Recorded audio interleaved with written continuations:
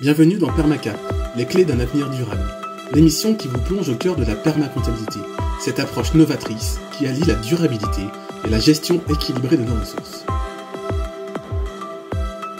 Rejoignez-nous dans cette aventure captivante où nous explorerons ensemble les 8 capitaux essentiels qui façonnent notre avenir prospère et durable.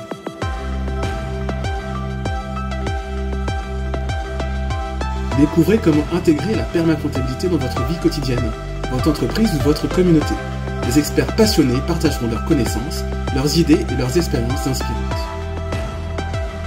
Vous explorerez des initiatives révolutionnaires, des projets concrets et des solutions innovantes, tous basés sur les principes fondamentaux de la permacomptabilité. Ne manquez pas nos épisodes captivants où nous rencontrerons des individus inspirants qui ont embrassé la permacomptabilité et créé un avenir durable. Permacap, les clés d'un avenir durable, vous ouvre les portes d'un monde où la durabilité, l'harmonie et la prospérité vont de pair. Abonnez-vous dès maintenant et ensemble, construisons un avenir durable pour tous. Vivant, cultiver un avenir durable. Bienvenue dans l'émission Permacap, où nous explorons les initiatives durables qui façonnent notre avenir. Aujourd'hui, plongeons dans le monde fascinant de l'agriculture urbaine avec notre thème « Les jardins de l'abondance, cultiver un avenir durable ». Dans cette émission, nous mettons en lumière Cultive-toi, une initiative pionnière qui transforme les toits en véritable oasis de verdure en plein cœur de la ville. Rejoignez-nous pour découvrir comment cette agriculture urbaine révolutionnaire contribue à créer un avenir durable. À travers un entretien exclusif, nous rencontrerons un membre inspirant de Cultive-toi. En tant que pariculteur, il nous partagera sa vision pour la permaculture et l'agriculture biologique, ainsi que sa vision d'une ville où les toits inutilisés se transforment en véritables jardins d'abondance, vivants et pédagogiques. Rejoignez-nous dans cette exploration des jardins de l'abondance avec Cultive-toi, où la nature et la durabilité se rencontrent pour cultiver un avenir meilleur pour tous. Ensemble, construisons une ville plus verte, plus résiliente et plus prospère.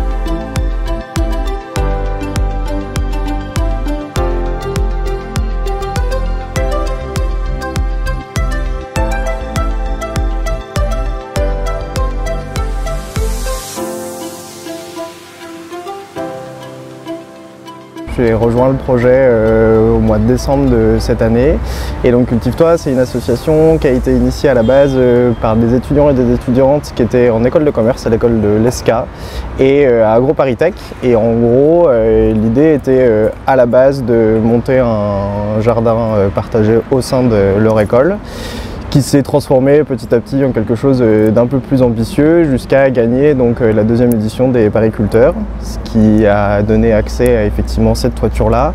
Le projet a mis pas mal de temps à se mettre en place, qui a été initié avant, donc post-Covid, donc évidemment ça a pris un peu plus de temps pour mettre en place les travaux, etc. Et les travaux se sont terminés donc en novembre 2022 avec une mise en culture à partir de décembre 2023. Donc moi j'ai rejoint le projet à partir de décembre 2023. L'idée de Cultive-toi, c'était que ça reste une association étudiante qui continue à accueillir des étudiants et des étudiants en son sein, mais avec une volonté de perdurer dans le temps, parce qu'il y a une problématique sur pas mal de jardins en région parisienne. Parce que malheureusement, c'est des initiatives qui se lancent très bien, mais qui ont du mal à durer. Et ils ont en général une durée de vie assez courte, parce que le renouvellement des équipes se fait assez mal, etc. Et donc là, l'idée des fondatrices de Cultive-toi était de prendre du coup une personne salariée pour avoir une structure, on va dire, un peu plus solide quelque part, et en tout cas qui cherche à perdurer davantage dans le temps. Moi j'ai plutôt bossé en maraîche classique en campagne et tu vois, de prime abord je t'aurais dit aubergine, pas sous serre, on va en avoir, mais on va en avoir 3 par pied quoi. Et franchement, elles sont... Comme quoi, exposition là, exposition sud. Petit bourdon aussi. Sud par là à peu près. Ouais, à peine décalé. Par là. Ouais. Par là. Ouais. Ben, on est à l'ombre l'après-midi. C'est à l'après-midi. Ouais, ça c'est pas top. Mais écoute. Et ben ils ont l'air bien aimés parce que. Pour l'été, je pense que ce sera pas un problème. Après, pour commencer les saisons tard ou pour les poursuivre plus longtemps, ça va être plus problématique.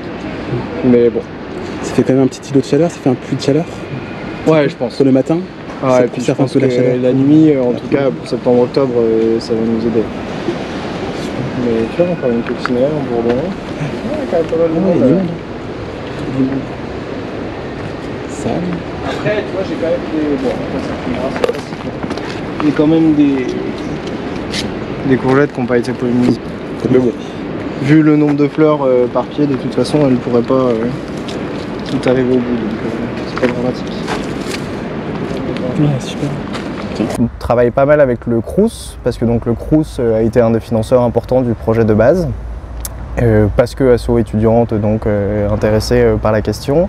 Et en gros, dans les accords qui ont été faits avec le Crous, l'idée était que la commercialisation derrière de la production ici se fasse exclusivement aux étudiants et étudiantes des résidences du Crous du 13e arrondissement. Donc dans la proximité, il y a 3 résidences étudiants et étudiantes, donc avec lesquelles on fait des petits marchés pour le moment le lundi soir. Donc là, on ira ce soir faire un petit marché dans l'une d'entre elles, et on a une vente sur place tous les mercredis soirs de 18h à 20h à peu près. Donc on a commencé ça dès qu'on a eu un peu de diversité à commercialiser. Donc on a fait les premiers mi-juin, les premiers marchés. Donc ça prend petit à petit, doucement. On a des étudiants et étudiantes qui ont rejoint l'association déjà pas mal. On a une trentaine d'adhérents adhérentes pour le moment, avec des petits coups de main qui viennent être donnés de temps en temps. Donc on espère que ça continuera à grandir un peu dans ce domaine-là. La production est commercialisée à prix libre. Donc c'était l'intérêt que les étudiants et étudiantes puissent se payer ce qu'ils veulent consommer assez librement. Donc on n'a pas souhaité donner de valeur aux produits qui étaient récoltés ici, et que ce soit les propres personnes qui puissent donner la valeur de ce qu'ils veulent et de ce qu'ils peuvent surtout donner. Donc commercialisation à prix libre, avec un petit système d'adhésion, parce qu'effectivement on est un lieu qui ne peut pas accueillir du public, donc ça doit être des personnes adhérents, adhérentes qui viennent pour les marchés. Et voilà, moi après pour l'autre partie de l'association qui s'occupe davantage de la question des ateliers et notamment des formations biodiversité, moi je suis moins concerné effectivement par ce domaine-là. C'est d'autres bénévoles de l'association qui se chargent de ça, étant donné que moi je suis vraiment un peu du coup chargé culture, quoi. C'est moi qui m'occupe en majorité de la production. Et donc j'ai rejoint un projet qui était quand même déjà bien installé au niveau de la production et du plan de culture, parce que notamment quelques étudiants et étudiantes d'AgroParisTech avaient déjà initié notamment l'achat de graines, etc. Et donc moi j'ai repris ça à partir de décembre en élaborant un plan de culture. Et je m'accordais très bien à ce qui avait déjà été initié jusque-là. L'idée étant d'avoir une grande diversité pour pouvoir aussi ouvrir à d'autres légumes qu'on n'a pas forcément l'habitude de voir, d'autant plus quand on est étudiant assez jeune et qu'on arrive dans son premier appartement en résidence. Et des produits qui peuvent avoir une valeur ajoutée importante aussi en général en magasin par exemple, et qui ne sont pas forcément facilement accessibles, typiquement des haricots frais. Je pense que assez peu d'étudiants et étudiantes réussissent à s'acheter des haricots frais régulièrement. Donc voilà, grande diversité de production. On est sur une culture sur bac, donc on essaye de densifier beaucoup, ce qui parfois nous cause des torts, ce qui parfois marche plutôt bien, mais on essaye aussi. C'est la première année de production, donc on a fait pas mal de tentatives pour voir ce que ça donnait. Et l'idée à terme est d'être presque autonome en semences, donc de commencer à faire nos propres semences. C'est un des projets, on va dire, qui était vraiment important pour les personnes qui l'ont initié. Alors moi, dans mes méthodes de travail jusque-là, c'est pas des choses que j'ai pratiquées et je trouve que c'est quelque chose qui est difficile de le faire correctement. Donc on va essayer. On a commencé un petit peu à sélectionner, voir ce que ça donne. On verra ce que ça donne. J'espère qu'on y arrivera. On n'y arriverait peut-être pas sur tout, peut-être pas tout de suite, mais on verra au fur et à mesure. Et avec des possibilités de partage avec d'autres jardins à proximité aussi, pour si nous on réussit sur certaines semences et moins sur d'autres, ça peut être une solution un peu de combler nous nos failles. Donc voilà, pour les principes un peu de culture, beaucoup d'associations en bac. L'idée d'avoir des bacs toujours quasiment pleins, donc avec des rotations qui ne sont pas complètes dans le bac mais partielles à chaque fois. C'est-à-dire qu'une culture chevauche une autre et celle qui s'en va est remplacée par une autre pendant que l'autre reste en place. Donc voilà, pareil, des essais, des choses qui marchent, des choses qui marchent moins bien, mais on améliorera au fur et à mesure le système. Je les laisse pour le moment parce que c'est arrivé qu'on avait plus de jolies salades. Et c'est aussi l'avantage de vendre à prix libre à des gens que tu connais et tout. Enfin moi la salade qui monte en graine je la mange. Donc elle est un peu moins bonne, mais je la mange et il y a certaines personnes qui ça va très bien. Et jusque là, franchement, même sur les salades montées en graines, je crois qu'on n'a rien jeté. On a quasiment, ouais, si j'en ai peut-être jeté une ou deux. Mais c'est aussi l'avantage de ne pas être dans des circuits de commercialisation classiques. C'est que ce qui est moins joli, c'est pas un problème non plus. Le substrat en particulier, c'est quand même assez particulier. Moi, je viens pas de l'agriculture urbaine à la base, donc c'est vrai que c'est une redécouverte de certaines choses aussi. En gros, on est sur une première couche qu'on appelle une couche de melting pot, qui est c'est différents broyats de coquillages, de déchets de construction, pas mal de briques et de tuiles. Avec du marc de café aussi, et au final l'enracinement se fait plutôt très bien et tout.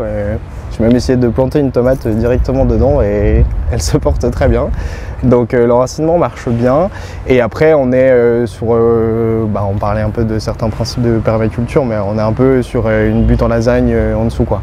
Et on a une première couche de gros déchets de bois, une seconde couche de déchets de champignonnières et une dernière couche de compost. C'est pas mal tassé, mais c'est normal, et au fur et à mesure, il faudra avoir des rapports de compost réguliers, parce que voilà, de toute façon, en culture sur bac comme ça, on sera régulièrement obligé de ramener de la matière organique pour conserver un peu de production à long terme. Mais pour le moment, ça, voilà, même carottes, moi je suis très surpris, parce que tu vois, on a quand même assez peu de profondeur et les carottes se portent plutôt très bien quoi. Franchement, là des fois je suis surpris. Bon, ça va être grand hasard, mais elles sont plutôt belles quoi. Elles sont bien descendues quand même. Donc ouais, des choses qui me surprennent. Carottes, j'aurais pas parié dessus, vraiment pas. Et elles sont même pas tant déformées ou quoi, ce qui n'aurait pas été très grave en soi. Mais non, ça marche plutôt bien. Ça marche plutôt bien. Au niveau, on a quelques problèmes de levée de montée en graines.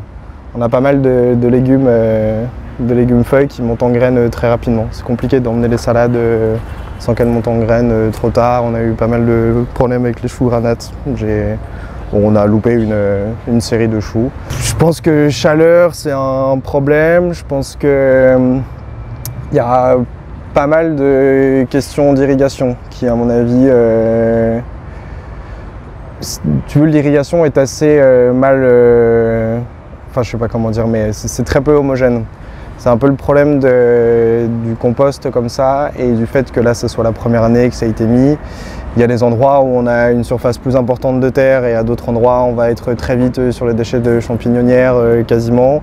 Et je pense que étant à goutte et le goutte à goutte se déplaçant jamais non plus, on a assez vite des pertes d'eau à certains endroits et d'autres qui ne s'humidifient pas, et ça je pense que c'est un souci. Sur certaines légumes feuilles, je pense que la richesse du substrat peut conduire à des montées en graines comme ça. Bon voilà, on le sait du coup, donc on se débrouille avec ça, et si ça marche moins bien l'an prochain, on fera plus que par exemple le roquette, ça a très bien marché, donc on se tournera vers d'autres produits qui fonctionnent mieux.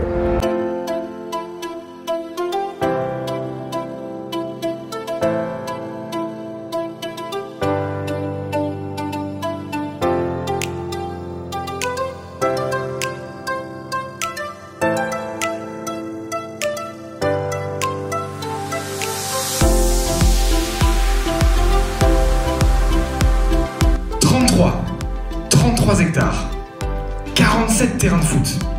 C'est le potentiel de végétalisation de la ville de Paris d'ici 2020. Et nous, on a décidé d'exploiter ce potentiel. Et on va réconcilier le rural et l'urbain. Première étape, et si on ramenait la campagne en ville? Et là encore une fois, il n'y a plus de place en ville. Lève la tête. Je t'ai dit quoi? 33 hectares disponibles. Ça y est, je sais Ariel, je sais ce qu'on va faire. On va cultiver sur le toit des entreprises. Tu as raison. Et aujourd'hui, les entreprises cherchent à développer leur RSE, mot plus barbare, responsabilité sociétale et environnementale des entreprises. Et cultiver sur des toits, c'est bien réduire votre impact écologique. Exactement, ça isole mieux les bâtiments, on réduit la consommation d'énergie et en plus, on crée un lien direct entre le toit et les salariés en redistribuant les fruits et légumes. J'aurais pas dit mieux. De toi à toi. À mon sens, c'est quand même très différent de la ceinture verte qui pouvait exister auparavant, dans le sens où ils avaient une capacité de production énorme que nous, on n'aura jamais. Et ça, c'est, je pense, une grande différence. J'ai peu d'espoir sur le fait que l'agriculture urbaine puisse nourrir tout Paris, sans compter sur une nouvelle ceinture verte qui est clairement à remettre en place, en tout cas. Mais par contre, il y a une dimension pédagogique très importante. Et ça, pour le coup, c'est quelque chose qui est moins offert par d'autres systèmes de production plus communs et peut-être plus productifs aussi dans un certain sens. Mais pour ça, je trouve que c'est super important. Ne serait-ce que là, nous, avec donc, les personnes étudiantes qu'on côtoie régulièrement, c'est des trucs qui sont vraiment importants de voir ce que tu consommes, de voir comment ça pousse, la manière dont ça pousse. Je sais pas, des trucs peut-être tout bêtes, mais la semaine dernière, on n'a pas fait de récolte à l'avance. J'ai fait le marché, je me suis dit que je voulais changer un peu de manière de faire. Et en gros, les personnes venaient, je faisais le tour du jardin avec elles et on faisait les récoltes ensemble de ce qu'elles voulaient prendre, quoi.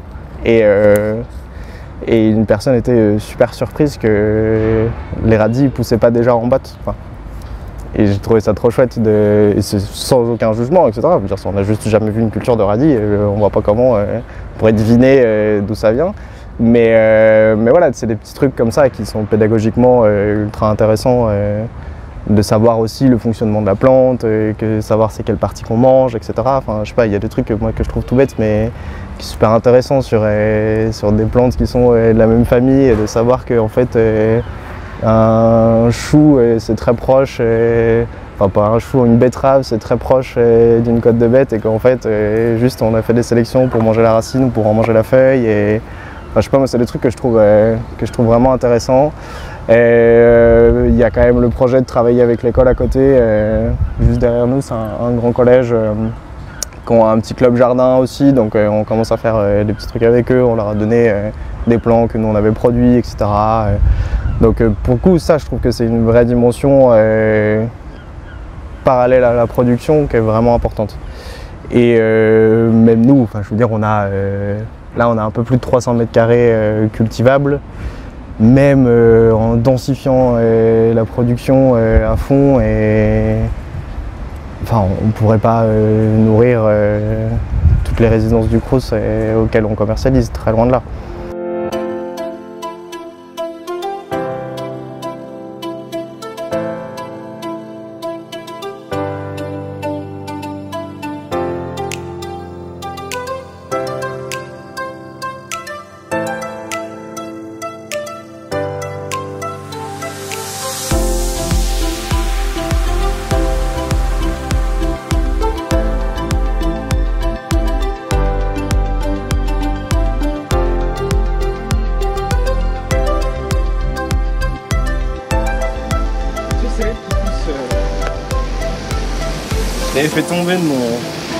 Je l'avais fait tomber de mon casier. Je l'ai planté, mais tu vois, elle a pas l'air d'être trop mal. Sur certains produits, on peut avoir des productions très intéressantes. C'est pas tant le problème, mais par exemple, on pourrait sortir une tonne de courgettes sans problème. Mais il faudrait mettre des courgettes partout et commercialiser que des courgettes, ce qui n'aurait pas d'intérêt du tout. Et donc moi ce que je trouve chouette aussi dans la diversification, c'est d'avoir beaucoup de produits différents, mais du coup la contrepartie c'est qu'effectivement on n'en a pas beaucoup. On ne peut pas avoir une production importante, mais nous, étant donné que l'intérêt est d'organiser des petits marchés avec les étudiants et étudiantes à proximité, ça a un grand intérêt d'avoir une diversification importante et de pouvoir faire découvrir des produits à des personnes qui n'ont pas l'habitude de manger cela, ou en tout cas pas sous cette forme-là. Et en fait, c'est pas grave si on n'a pas 300 kg de tomates par semaine, vraiment pas, c'est pas le problème. Donc non, ça je trouve que c'est intéressant. Après, enfin, voilà, la question de la production, pour le coup, pour moi ici, elle est primordiale parce que ça ne m'aurait pas intéressé de me lancer dans un projet où on se dit que la production c'est pas important et on fait que du pédagogique. Mais à mon avis, elle appuie quelque chose de très pédagogique qui est important et elle n'est pas prioritaire non plus dans le projet. La serre, elle est arrivée tard. Et on est parti de la graine pour tout. Donc j'avais fait des premiers semis chez moi, mais j'avouerais que mon petit appartement parisien qui donne sur cours. C'est quoi? C'est de la cœur de bœuf, ça? Semis, là je dois avoir cœur de bœuf et marmande de l'autre côté, je crois. On a mis marmande, cœur de bœuf, noir russe.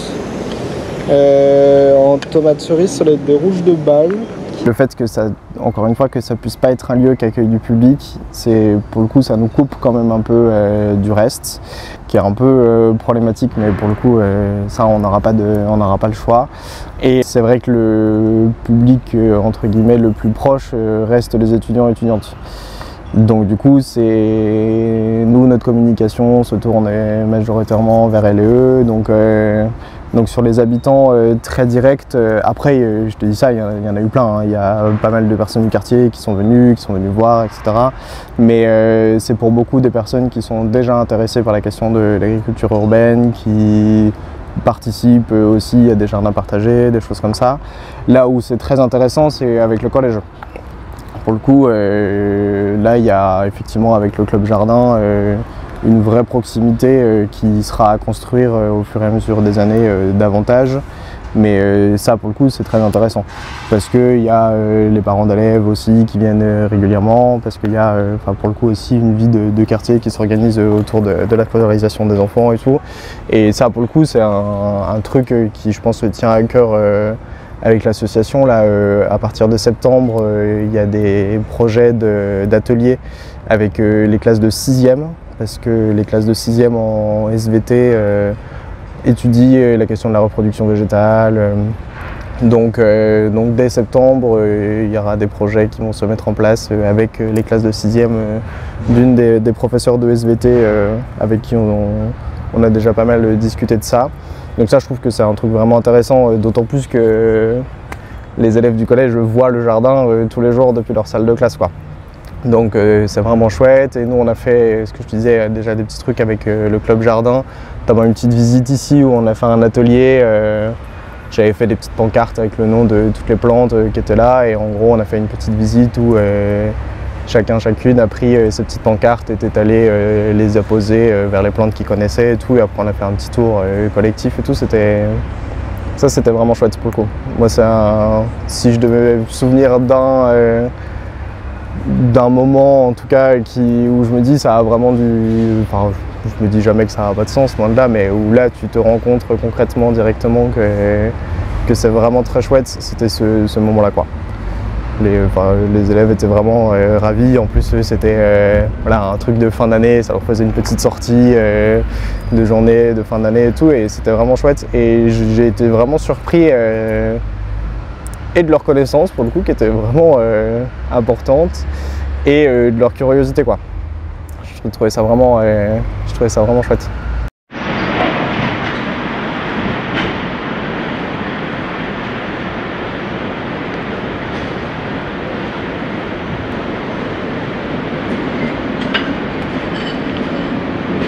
Je pense que pour les écosystèmes environnants, ça a un vrai intérêt pour le coup assez fort, et moi je suis plutôt très surpris par la diversité qu'il peut y avoir, quoi. Il y a vraiment beaucoup d'insectes pollinisateurs. Bon, après j'ai l'impression que cette année j'ai fait beaucoup attention et tout, mais j'ai l'impression de voir des coccinelles partout cette année. Mais il y a vraiment beaucoup de coccinelles sur place. On a eu beaucoup de présence de pucerons. Ils nous ont causé aucun dégât. Et pourtant, si tu en cherches, je suis sûr que tu vas en trouver. Et il y en avait sur les épinards, je les ai enlevés la semaine dernière, il y en avait pas mal. On en a pas mal sur les choux encore là-haut. Mais ils ne nous causent aucun dégât, quoi. Ils sont vraiment régulés par la diversité fonctionnelle. Donc vraiment chouette. Et ça, je pense que pour le coup, ouais, il y a une vraie dimension ultra intéressante à faire ça. C'était une des conditions du financement aussi avec les pariculteurs.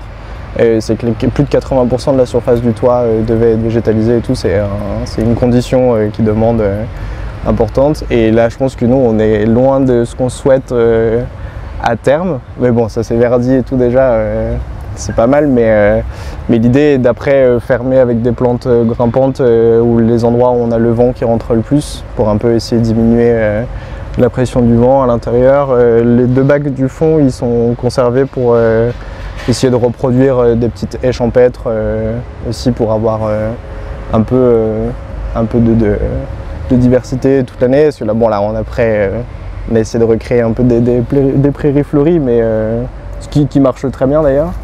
Mais elles ne seront pas là cet hiver, etc.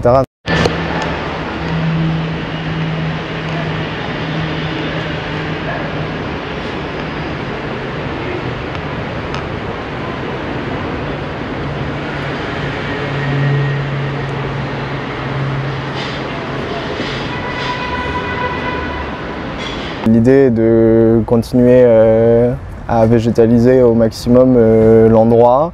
Tu vois, moi je suis un peu en réflexion sur les allées là.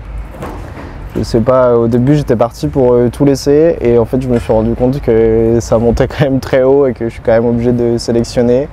Et je pense que dans l'idée, là l'objectif que moi je me suis fixé en tout cas, c'est d'aller un peu plus loin dans la reconnaissance des différents végétaux spontanés qu'il peuvent y avoir et essayer de voir ce que je peux conserver et qui ne me poseront pas de problème par rapport à la production à côté, qui ne seront pas trop envahissants pour les autres végétaux et pour les autres cultures.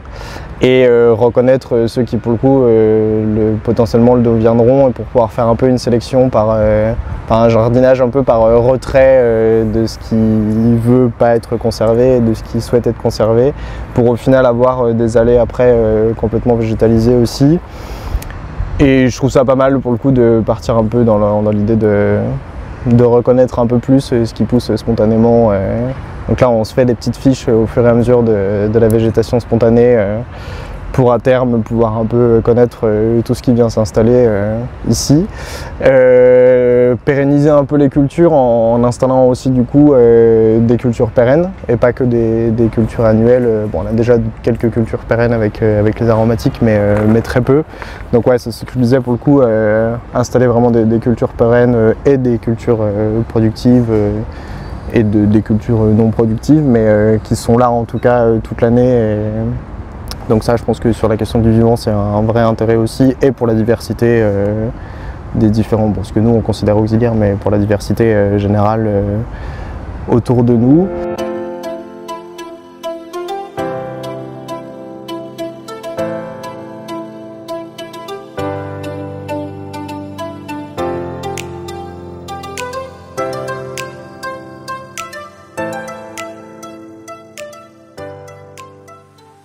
Effectivement, il y a des volontés de monter des ateliers. Donc de monter des ateliers qui peut être proposés gratuitement à des écoles, etc., mais aussi sous d'autres formes. L'idée pour le moment qui émergeait, c'était donc la question de la reproduction végétale, d'avoir un petit atelier sur les différents stades de reproduction végétative. Donc un peu fonctionnement d'une fleur, les étamines, etc. Donc ça, ce serait l'idée d'un premier atelier. Il y avait des idées d'atelier sur la question de la biodiversité, et donc un peu reconnaissance entomologiste de ce qu'on peut croiser ici, et on croise pas mal de monde. Donc ça, c'est un truc assez intéressant.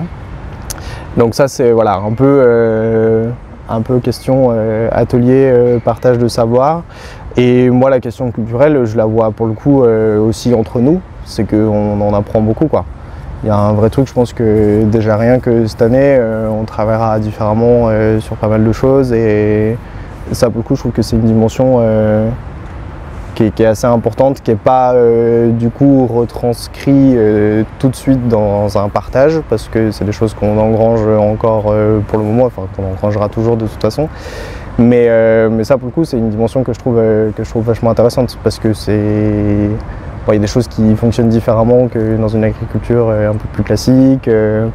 Donc on apprend et enfin moi j'en apprends tous les jours et ça pour le coup je trouve ça. Je pense que notre environnement nous renvoie pas mal de choses, on travaille avec des plantes qui nous renvoient pas mal de choses aussi et pour le coup on s'adapte à ce qui nous est renvoyé et on en apprend beaucoup à travers ça. Et là je trouve que c'est une dimension du travail aussi qui est intéressante ici, qui est à petite échelle et entourée de beaucoup de diversité, c'est que du coup les informations sont beaucoup plus nombreuses que dans d'autres formes d'agriculture. En région parisienne, d'autant plus, c'est des projets qui sont très subventionnés et tant mieux et heureusement ce ne serait pas possible si ce n'était pas le cas. Mais ça a le côté un peu peut-être dangereux quelque part d'être subventionné comme ça, c'est que les subventions ça ne dure pas toujours ou alors il faut recreuser pour en avoir et tout d'autre après. Et effectivement, je pense qu'il y a une vraie problématique autour de ça, de réussir à pérenniser dans le temps des projets. C'est de plus en plus le cas, vraiment ça s'est beaucoup amélioré. Mais je pense qu'il faut réellement réfléchir les choses à long terme et pas penser à l'installation comme un but en soi. Et je pense que la question du temps long est vraiment importante à prendre en compte dès le départ. Et pour le coup, je pense maintenant, il y a beaucoup de projets sympas qui se sont faits et aller rencontrer du monde, quoi. Rencontrer du monde, et je pense qu'il y a beaucoup de gens qui ont beaucoup de conseils très intéressants. Moi, avant de commencer le plan de culture, on était allé avec une personne de l'association au jardin au jardin de Suzanne. Et ça avait été vraiment trop chouette, quoi. Ça avait été vraiment très chouette parce que il y a beaucoup de questions qu'on se posait, dont ils avaient déjà les réponses, et des questions qu'on ne s'était pas du tout posées et qui nous avaient dit ça vraiment, réfléchissez parce que vous allez forcément être amené à rencontrer le problème. Donc je pense que discuter, mais ce qui est vrai de toute façon pour beaucoup d'autres choses, mais maintenant il y a beaucoup de gens qui sont installés depuis longtemps et qui commencent à engranger de l'expérience et je pense que c'est potentiellement le premier truc à faire, d'aller se nourrir de l'expérience des autres. Merci beaucoup.